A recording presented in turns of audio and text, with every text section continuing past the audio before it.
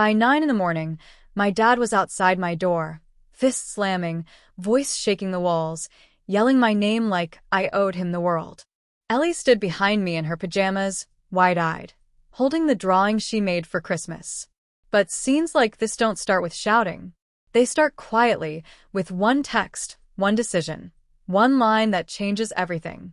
Mine began the moment my mom wrote, "We're skipping your kid's birthday. Things are tight," and ended with a truth my family never expected me to uncover. Before I begin, tell me where you're listening from, so I know I'm not alone.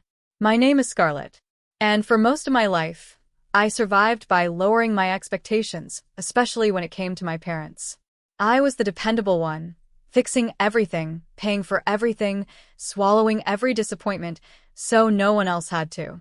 I live in a small apartment near the coast. Not fancy, but warm enough for me and my daughter, Ellie, who fills every corner with drawings and little humming sounds when she's happy. The day my mom texted, Ellie was coloring a unicorn, asking if her grandparents would come to her birthday. I told her I hoped so. Then my phone buzzed. "We're skipping your kid's birthday. Things are tight." No apology. No explanation. I typed no problem, even though inside it hurt. I spent years making excuses for them. Years paying their bills, phone plans, insurance, car repairs, everything. And suddenly things were tight, only when it came to Ellie. Her birthday came.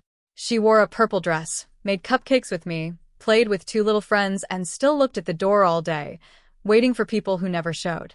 "That night," she whispered, "maybe next year." She didn't cry, but something in me broke. Then Christmas arrived. Ellie woke up early, holding a drawing she made for my parents. She waited by the window for hours. No call. No message.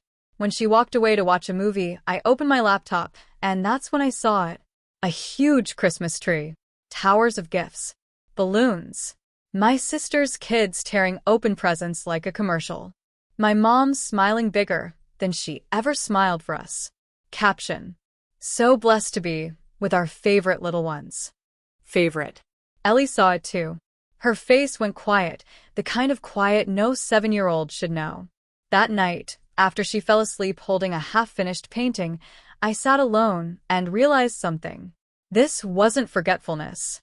It was a pattern, a choice, a truth I had ignored for years. The next morning, I opened my laptop, not to work, but to cancel every bill, every automatic payment, every lifeline they depended on me for. Not out of anger, out of protection. By sunrise, everything they relied on me for was gone. Later, my sister texted, panicked. "Everything got shut off. Did you do something?" All I said was, "I'm just done." And she whispered, "Good." Life became strangely peaceful. Until the next morning, at exactly 9 a.m. That's when the pounding started. My dad's voice roared through the hallway. I opened the door only an inch. His face was red, furious. "What did you do?" "The phones, insurance, everything gone." I stayed calm. "Everything I paid for," I said. "I stopped paying for." Behind him stood my mom, my Aunt Valerie, my cousin Tessa, all ready to blame me. They told me I was dramatic, overreacting. Ellie stepped out quietly and said, "They forgot me." Again. The hallway froze. My dad tried to defend himself, saying adults had priorities. I reminded him of the years I covered their bills. The nights I rescued them. All the times they called only when they needed something. Then I pulled out the final truth. The loan application. In my name. With my signature forged. Nearly $8,000 taken from me without my knowledge. He stuttered. "You didn't need it as much as we did." In that moment, every excuse they had ever made disappeared. I told him, "I filed a report yesterday. Whatever happens next isn't up to me. And I will protect my daughter, even from you." Ellie tugged my sleeve. "Mom, can we close the door?" "Yes, baby." And I shut it. For good. Inside, the silence felt different, not empty, but safe. In the weeks that followed, my parents never apologized. But we healed. Ellie started painting brightly again. I got a raise at work. Our home became warm, peaceful, whole. A year later, while decorating our tiny Christmas tree, Ellie hung a little gold unicorn ornament and asked, "Do you like it, Mom?"